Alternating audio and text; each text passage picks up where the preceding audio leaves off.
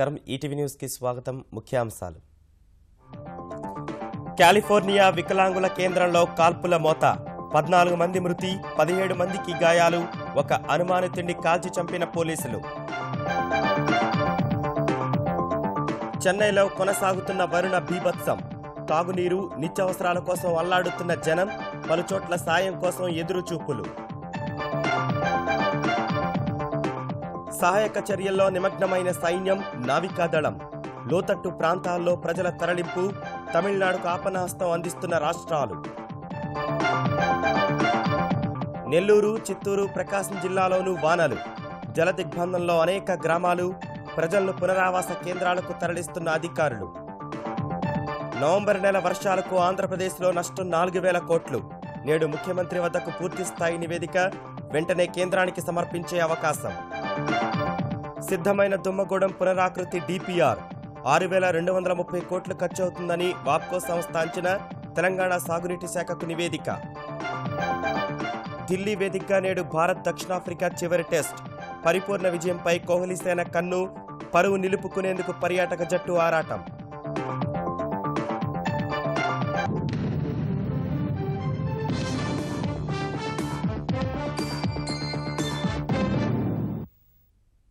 అమెరికాలో ఆగంతుకులు మరోమారు రెచ్చిపోయారు కాలిఫోర్నియాలోని వికలాంగుల కేంద్రంపై దాడికి దిగి 14 మందిని బలిగొన్నారు మరో 17 మందిని గాయపరిచారు దాడి తర్వాత పరారైన దుండగుల్లో ఒకరిని పోలీసులు కాల్చి చంపారు మిగిలిన వారి కోసం విస్తృతంగా గాలిస్తున్నారు దాడి ఉగ్రవాదుల పనేనా అనే విషయంలో పోలీసులు ఏమీ చెప్పలేకపోతున్నారు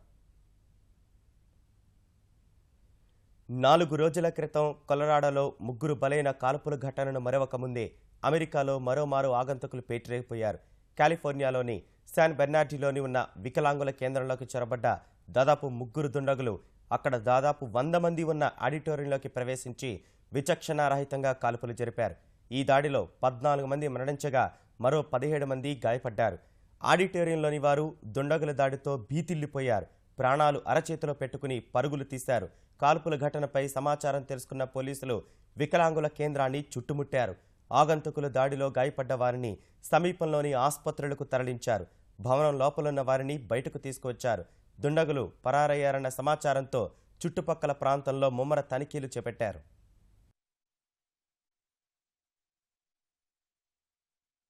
Information that I think is probably the most reliable at this point is that the suspects have fled potentially in a dark-colored SUV. We do not have any identification on who those suspects are. We do not know what the motive is for the shooting at this point. Preliminary information indicates that these are people that came prepared, that they were dressed and equipped in a way to indicate that they were prepared, and they were armed with long guns, not handguns.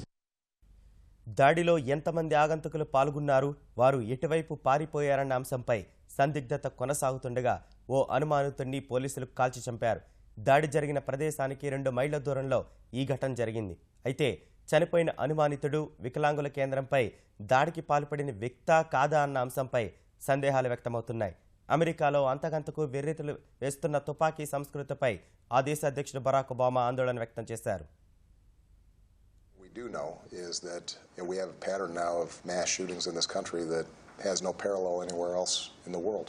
And there are some steps we could take, not to eliminate every one of these mass shootings, but to improve the odds that they don't happen as frequently.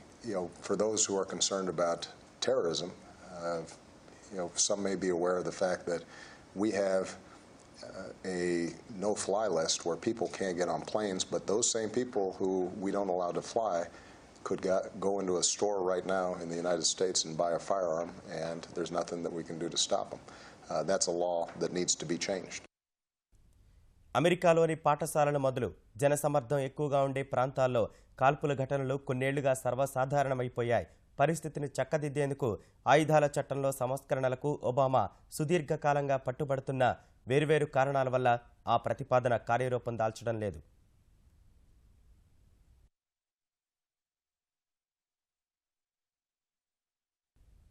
కుండపోత వర్షాలకు చెన్నై కన్నీటి సుడిలో చిక్కుకుంది ఎటు చూసినా నీరుతో చెన్నపట్నం ద్వీపంలా కనిపిస్తోంది విద్యుత్ సరైన తిండి కనీసం తాగేందుకు నీరు కూడా లేని దయనీయ పరిస్థితుల్లో స్థానికులు అల్లాడిపోతున్నారు శతాబ్ద కాలంలో ఎన్నడూ లేని భారీ వర్షాన్ని చవిచూసిన చెన్నైకు ఉపరితల గగనతల రవాణా పూర్తిగా నిలిచిపోయింది ముంచెత్తుతున్న వరద నీటి కారణంగా వ్యాపార వాణిజ్య కార్యకలాపాలు బంద్ అయ్యాయి. రైళ్లు రద్దవడంతో వేలాది మంది ప్రయాణికులు నరకయాతన పడుతున్నారు. వరుణుడి ప్రకోపానికి గురైన చెన్నై వాసులకు క్షణమొక యుగంలా గడుస్తోంది. ఒక్కరోజే 49 సెంటీమీటర్ల వర్షం చెన్నై నగరాన్ని ముంచెత్తగా ఎటు చూసినా వరద నీరే కనిపిస్తోంది. 47 సెంటీమీటర్ల వర్షపాతాన్ని చవిచూసిన సెంబరంబక్కంలో పరిస్థితి ఆందోళనకరంగా ఉంది. అక్కడి జలాశయం నుంచి 25,000 క్యూసెక్కులు పైగా నీటిని అడయార్ నదిలోకి వదలగా పక్కనున్న ప్రాంతాలు చెరువులుగా మారాయి. సమీపంలోని హౌసింగ్ బోర్డు కాలనీలోని నివాసాల 2వ అంతస్తు వరకు వరద నీరు చేరుకోగా ప్రజలు ఇళ్ల పైకప్పులకు చేరుకుని సాయం కోసం ప్రాణాలు అరచేతిలో పెట్టుకుని ఎదురుచూస్తున్నారు.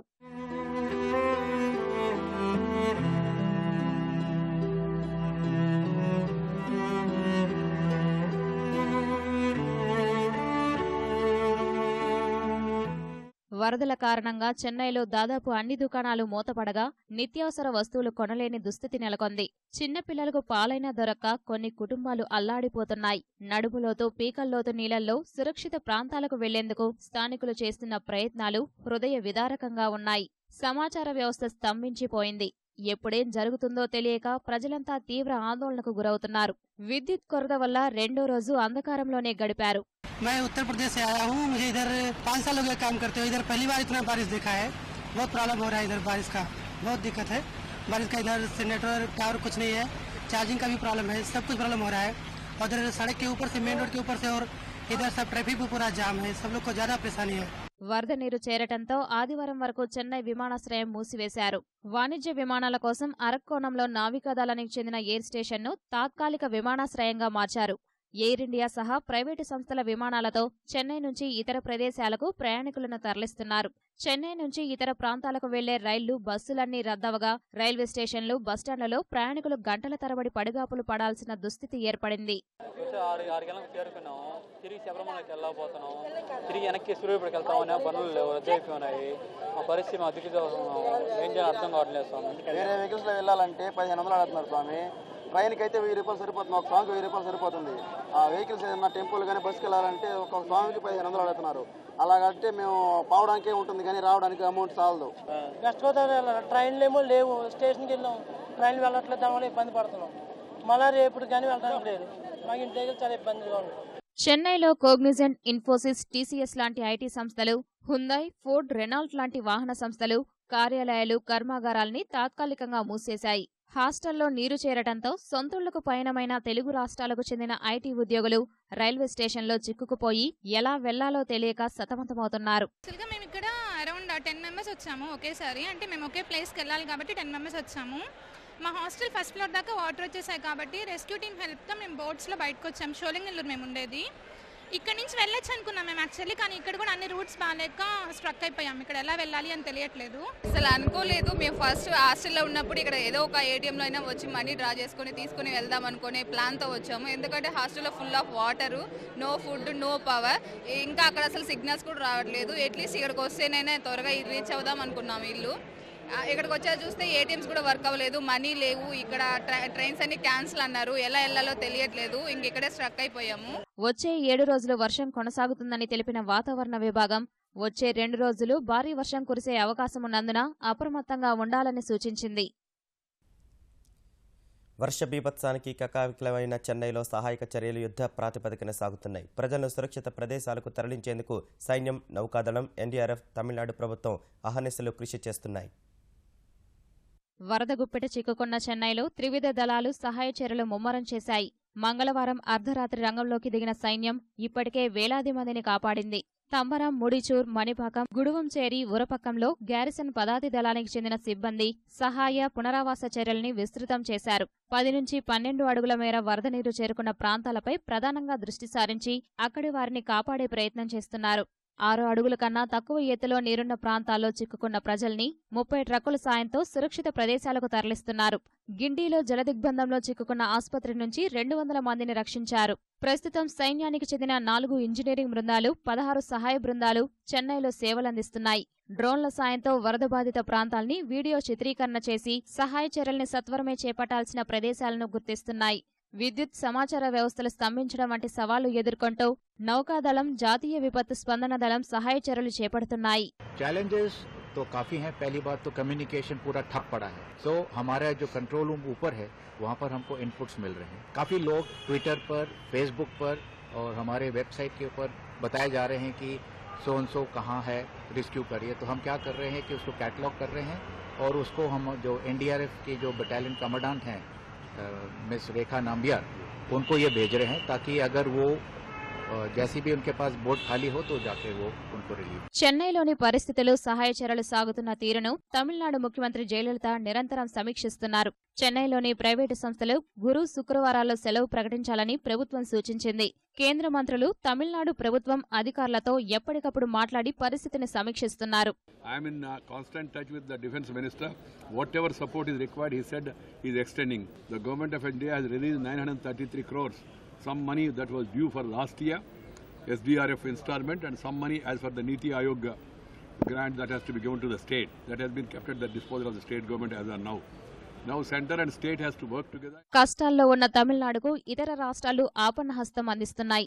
చెన్నై విపత్తుపై ఆందోళన వ్యక్తం చేసిన బీహార్ ముఖ్యమంత్రి నితీశ్ కుమార్ తమిళ ప్రజలకు అండగా ఉంటామని చెప్పారు. తన తొలి నెల వేతనాన్ని వరద బాధితుల సహాయార్థం ఇవ్వనున్నట్లు బీహార్ ఉప ముఖ్యమంత్రి తేజస్వీ యాదవ్ ప్రకటించారు. చెన్నై వరద బాధితులకు సాయం చేసేందుకు తెలంగాణ ముఖ్యమంత్రి కేసీఆర్, కర్ణాటక ముఖ్యమంత్రి ఢిల్లీ సహా వేర్వేరు రాష్ట్రాల ప్రభుత్వాలు ముందుకొచ్చాయి. Talk to the Chief Secretary of Tamil Nadu. Yes, we want to give some assistance to Tamil Nadu government. How much assistance, sir? 5 crores. 5 crores, sir. జనజీవనం అస్తవ్యస్తమై దుర్భర పరిస్థితుల్లో వినియోగదారులకు కొంత ఉచిత టాక్ టైం సహా ఇంటర్నెట్ బ్యాలెన్స్ ఇవ్వనున్నట్లు BSNL, Airtel, Vodafone, Reliance, Aircel ప్రకటించాయి. చెన్నైని వరదలు ముంచెత్తడంపై తెలుగు చిత్రసీమకు చెందిన ప్రముఖులు దిగ్భ్రాంతి వ్యక్తం చేశారు. అక్కడి ప్రజలను ఆదుకునేందుకు మానవతా దృష్టితో తమ వంతు ఆర్థిక సాయం ప్రకటించారు. అల్లు అర్జున్ 25 లక్షలు, జూనియర్ NTR 10 లక్షలు, మహేష్ బాబు 10, రవితేజ, కళ్యాణరామ్ చెరో 5 లక్షలు తమిళనాడు ముఖ్యమంత్రి సహాయ నిధికి విరాళంగా ప్రకటించారు. వరుణ్ తేజ్ 3 లక్షలు, సంపూర్ణేష్ బాబు 50,000 విరాళంగా ప్రకటించి తమ ఉదారతను చాటుకున్నారు. వరుణుడు శాంతించి చెన్నై ప్రజలు త్వరగా కోలుకోవాలని ఆకాంక్షించారు. వరద బాధిత ప్రాంతాల్లో సహాయక చర్యల్లో పాల్గొనాలని ట్విట్టర్ వేదికగా తమ అభిమానులకు పిలుపునిచ్చారు. ఆంధ్రప్రదేశ్లోనూ భారీ వర్షాలు బీభత్సం సృష్టిస్తున్నాయి. నెల్లూరు, చిత్తూరు, ప్రకాశం జిల్లాలో వాగులు వంకలు పొంగుతుండగా జలాశయాలు నిండుకుండలు తలపిస్తున్నాయి. చాలా గ్రామాలు జలదిగ్బంధంలో చిక్కుకున్నాయి. నెల్లూరు జిల్లాను వరుణుడు వణికిస్తున్నాడు. గత 24 గంటల్లో 17 సెంటీమీటర్ల వర్షపాతం నెల్లూరు జిల్లాలో నమోదైంది. అత్యధికంగా సూళ్లూరుపేటలో 12 సెంటీమీటర్లు కురిసింది. 2 వారాలుగా ఎడతెరిపి లేకుండా కురుస్తున్న వర్షాలకు నదులు, వాగులు పొంగి 213 చెరువులకు గండ్లు పడినట్లు అధికారులు గుర్తించారు. చిత్తూరు జిల్లా నుంచి వస్తున్న వరదకు కైవల్య, కాళంగి, స్వర్ణముఖి నదులు ఉధృతంగా ప్రవహిస్తున్నాయి. చెన్నైకు వెళ్లే రైళ్లు నిలిచిపోవడంతో బస్సుల ద్వారా ప్రయాణికులను అధికారులు తరలిస్తున్నారు.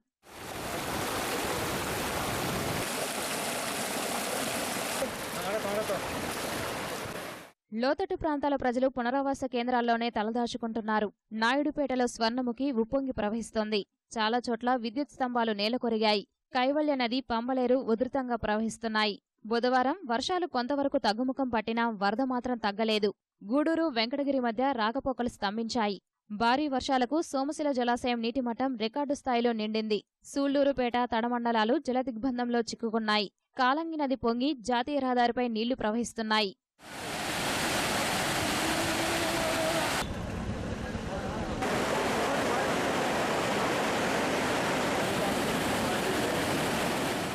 ప్రకాశం జిల్లాలో ఎడతెరిపి లేకుండా వర్షాలు కురిశాయి. ఒంగోలు, కందుకూరు, కొండపి, చీరాల, పర్చూరు, అద్దంకి, ఇంకొల్లు, వేటపాలెం ప్రాంతాల్లో మోస్తరు వానలు పడ్డాయి. లోతట్టు ప్రాంతాల్లో నీరు చేరింది. అద్దంకి రోడ్డు, కొత్త మార్కెట్, ప్రగతి కాలనీ, హౌసింగ్ బోర్డు కాలనీ ప్రాంతాల్లోకి వరద నీరు ప్రవహిస్తోంది. అద్దంకి ఉప ఖజానా కార్యాలయంలో 2 అడుగుల మేర నీరు చేరింది. కందుకూరు నియోజకవర్గంలో లింగసముద్రం, గుడ్లూరు, తెట్టు ప్రాంతాల్లో ఎగువ ప్రాంతాల నుంచి వరద నీరు పోటెత్తింది. నల్లవాగు, రాళ్లవాగు ఉధృతంగా ప్రవహిస్తున్నాయి. అద్దంకి, చీరాలలో రహదారులు నీట మునిగాయి. రాళ్లవాగు ఉధృతితో లింగసముద్రం మండలంలోని గ్రామాల్లో జనజీవనం స్తంభించింది.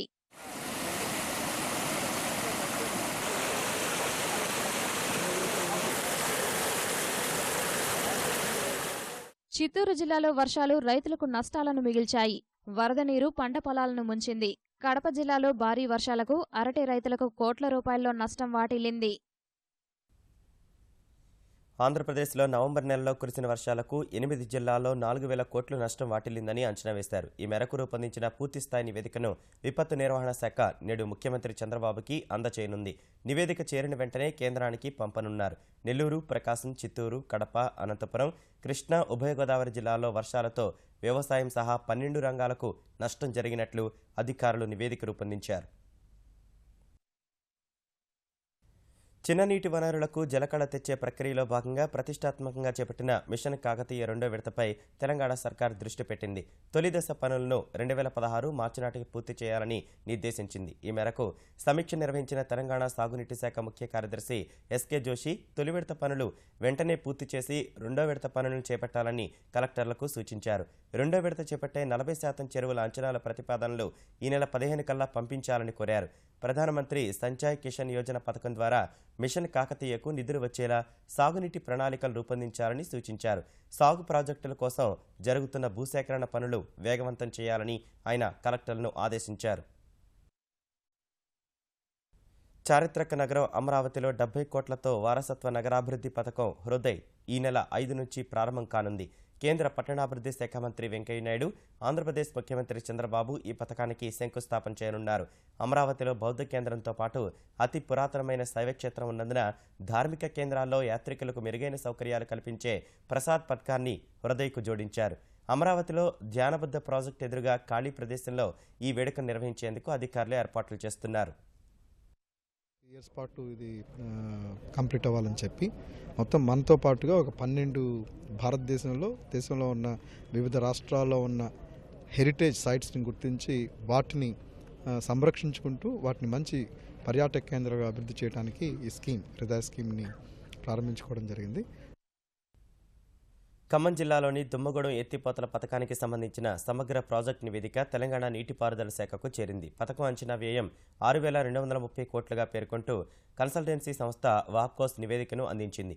ఇందిరాసాగర్, రాజీవ్ సాగర్ ఎత్తిపోతల పథకాలను ఒకే జలాశయంగా చేపట్టాలని నిర్ణయించిన తెలంగాణ సర్కార్ సమగ్ర నివేదిక అందజేసే బాధ్యతను వాప్కోస్కు అప్పగించింది. అన్ని అంశాలపై దృష్టి సారించిన వాప్కోస్ నీటి లభ్యత తదితర వివరాలతో కూడిన నివేదికను నీటిపారుదల శాఖకు సమర్పించింది. గతంలో చేపట్టిన ఇందిరాసాగర్, రాజీవ్ సాగర్ ఎత్తిపోత పనులకు దాదాపు 1,500 కోట్ల రూపాయలను ఖర్చు చేశారు. కేంద్ర సహకారంతో గ్రామాల్లో సరఫరా అయ్యే మంచినీటిని పరీక్షించాలని ఆంధ్రప్రదేశ్ ప్రభుత్వం నిర్ణయించింది. మొత్తం 12,859 గ్రామ పంచాయతీల్లో నాణ్యతా పరీక్షలు నిర్వహించనుంది. ఇందుకోసం 25,718 మంది గ్రామీణ స్థాయి సిబ్బందికి శిక్షణ ఇవ్వనుంది. ఆంధ్రప్రదేశ్ వ్యాప్తంగా 3,15,000 నీటి నమూనాలు సేకరించి వాటిని పరీక్షిస్తారు. ఇందుకోసం అయ్యే 17 కోట్ల వ్యయాన్ని జాతీయ గ్రామీణ తాగునీటి సరఫరా పథకం కింద కేంద్రం రాష్ట్రానికి ఇవ్వనుంది. పరీక్షించిన నీటిని విశ్లేషించడంతో పాటు పరీక్షలను సమన్వయం చేసేందుకు జిల్లాకొకరు చొప్పున 13 మంది నిపుణులను నియమించారున్నారు. ఈ పథకంలో భాగంగా విజయవాడలో 3 కోట్లతో రాష్ట్ర స్థాయి పరీక్షా కేంద్రం నెలకొల్పుతారు. తెలంగాణ స్థానిక సంస్థల శాసనమండలి ఎన్నికల్లో పోటీ చేసేందుకు కాంగ్రెస్ పార్టీకి అభ్యర్థుల కొరత ఏర్పడినట్లు తెలుస్తోంది. పోటీ ఖరీదైన వ్యవహారంగా మారడంతో బరిలో దిగేందుకు చాలామంది నేతలు వెనుకాడుతున్నారని సమాచారం. అన్ని స్థానాల్లో పోటీ చేయాలని పార్టీ అధిష్టానం నిర్ణయించినప్పటికీ 1-2 చోట్ల మినహా మిగిలిన చోట్ల అభ్యర్థులు దొరకని పరిస్థితి. తెలంగాణలో 12 స్థానాలకు ఎన్నికలు జరుగుతున్నాయి. నల్గొండ జిల్లాలో కోమటిరెడ్డి రాజగోపాల్రెడ్డి ఎంపిక ఖరారు కాగా రంగారెడ్డి జిల్లాలో సుధీర్ రెడ్డి పేరు ప్రతిపాదించిన ఆయన పోటీకి విముఖంగా ఉన్నట్లు తెలుస్తోంది. నేడు పార్టీ సమన్వయ కమిటీ సమావేశంలో ప్రధానంగా అభ్యర్థుల ఎంపికపైనే చర్చిస్తారు. మీ ద్వారా అప్పీల్ చేస్తున్నాను, మా ఎంపీటీసీలకు కూడా చేస్తున్నాను. వాళ్ళ వలలో పడకుండా ప్రజలకు ఇబ్బంది పాలు చేయకండి. ప్రజలు మీకు నమ్మి ఓట్లు వేసినారు కాబట్టి ప్రజల వైపు నిలబడండి. అవు నాకు నమ్మకం ఉంది. మా కార్యకర్తలు, మా ఎంపీటీసీలు ప్రజల వైపు నిలబడతారు, న్యాయంకు నిలబడతారు. కాంగ్రెస్ పార్టీ కొత్తది కాదు, ఓటమి గెలుపు. మహబూబ్నగర్ జిల్లా స్థానిక సంస్థల ఎమ్మెల్సీ ఎన్నికల్లో కొత్తకోట దయాకర్ రెడ్డిని పోటీలో నిలబెట్టాలనే తెలుగుదేశం తెలంగాణ శాఖ భావిస్తోంది. తెలుగుదేశం సీనియర్ నేత రావుల చంద్రశేఖర్ రెడ్డి కుమారుడి వివాహ వేడుకలో పాల్గొనేందుకు హైదరాబాద్ వచ్చిన చంద్రబాబుతో విడిగా సమావేశమైన పలువురు నేతలు స్థానిక సంస్థల ఎన్నికల్లో కొత్తకోట దయాకర్ రెడ్డిని నిలబెడదామని ప్రతిపాదించారు. ఇందుకు సొంత నిర్ణయాలు తీసుకునే స్వేచ్ఛ రాష్ట్ర పార్టీ నాయకత్వానికి ఉందని, ఈ మేరకు ముందుకెళ్లొచ్చని చంద్రబాబు సూచించినట్లు తెలిసింది. హైదరాబాద్ మహానగర పాలక సంస్థ ఎన్నికల్లో అనుసరించే వ్యూహంపై కూడా చంద్రబాబు వారికి దిశానిర్దేశం చేశారు. వరంగల్ ఉప ఎన్నిక విజయం ఇచ్చిన ఉత్సాహంతో శాసనమండలి, హైదరాబాద్ మహానగర పాలక సంస్థ ఎన్నికలకు అధికార తెరాస ఆత్మవిశ్వాసంతో అడుగులు వేస్తోంది. ఇతర పార్టీల నుంచి వచ్చే బలమైన నాయకులను కలుపుకునే వ్యూహాలు కలిసి వస్తాయని భావిస్తున్న అధికార పార్టీ హైదరాబాద్ అభివృద్ధికి ప్రకటించిన భారీ ప్రాజెక్టులు, సంక్షేమ పథకాలు, విద్యుత్, తాగునీటి సమస్య పరిష్కారం కోసం చేపట్టిన చర్యలు కలిసి వస్తాయని నమ్ముతోంది.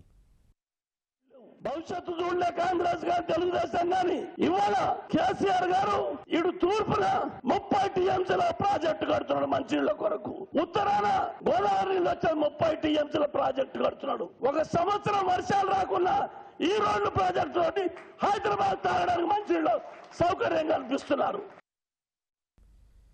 ఆంధ్రప్రదేశ్లో ఇసుక విధానం అమలు బాధ్యతను గ్రామీణ పేదరిక నిర్మూలన సంస్థ సెర్ప్ నుంచి గనుల శాఖ బదిలీ చేస్తూ ప్రభుత్వ ప్రధాన కార్యదర్శి ఐవైఆర్ కృష్ణారావు ఉత్తర్వులు జారీ చేశారు. ఈ విధానం అమల్లో జరుగుతున్న అక్రమాలు, అవకతవకలకు సంబంధించి సమగ్ర ప్రక్షాళనపై దృష్టి పెట్టిన సర్కార్ ఈ మేరకు నిర్ణయం తీసుకుంది. ఇక నుంచి ఇసుక రీచ్లను వేలం వేసి పర్యవేక్షణ చేసే బాధ్యతలు మైనింగ్ శాఖకు ఇచ్చింది. ఈ వేలంలో జిల్లా మహిళా సమాఖ్యలు, మండల మహిళా సమాఖ్యలు పాల్గొనే విధంగా చూడాలని ప్రభుత్వం భావిస్తోంది.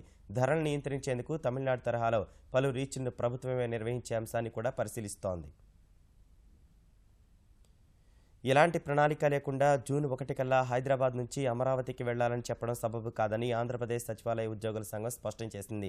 ఎలాంటి సంప్రదింపులు లేకుండా ఏకపక్షంగా ప్రభుత్వం సిద్ధంగా ఉండాలని సమాచారం ఇవ్వడంపై ఉద్యోగ సంఘాల నాయకులు అభ్యంతరం వ్యక్తం చేశారు. గతంలో లేవనెత్తిన అంశాలపై ఆంధ్రప్రదేశ్ ప్రభుత్వ ప్రధాన కార్యదర్శి సమాధానం ఇవ్వాలని కోరారు. ఈ విషయమై చర్చించేందుకు జవహర్ రెడ్డి కమిటీ ఇవాళ ఉద్యోగులతో సమావేశమవుతుంది. టీ హబ్ తరహాలోనే యానిమేషన్ హబ్ను ఈ నెల 5న ప్రారంభిస్తున్నట్లు తెలంగాణ ఐటీ మంత్రి కె తారక రామారావు వెల్లడించారు.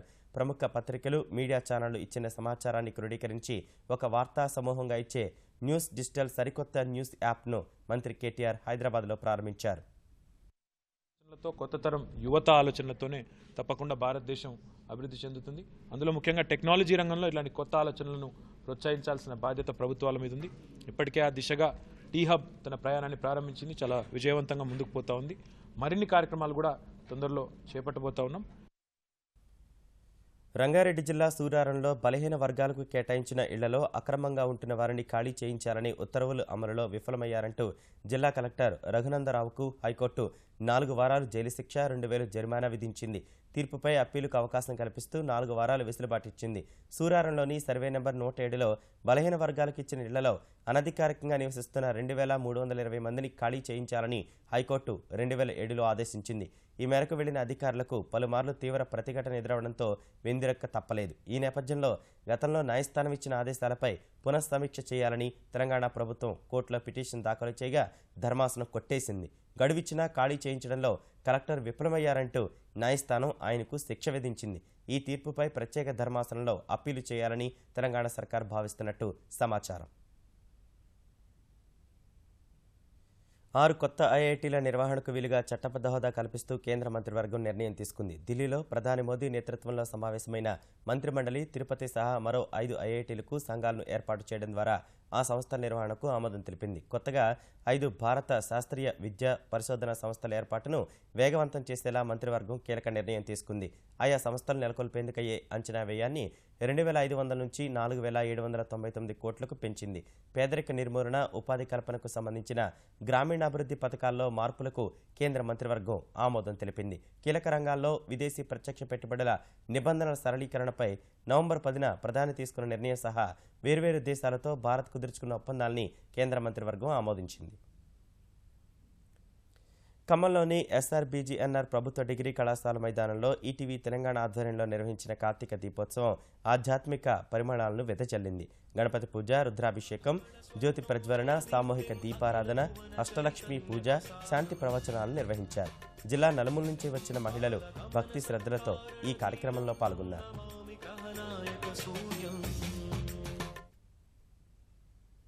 ఈటీవీ న్యూస్ సమాప్తం. నమస్కారం.